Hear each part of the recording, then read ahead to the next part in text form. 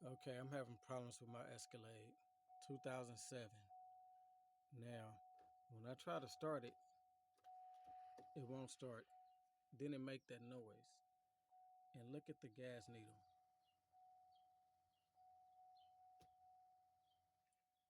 I don't know why I do that. You hear that noise? And look at the gas needle. Now, the noise is coming from two relays. Fuel pump relay and this powertrain relay. Continue to make that noise. I don't know why. Let's see if it make the noise. Yeah, okay, all of it. Oh, there it is. What is that? If anybody can help me out, leave it in the comments. Let me know.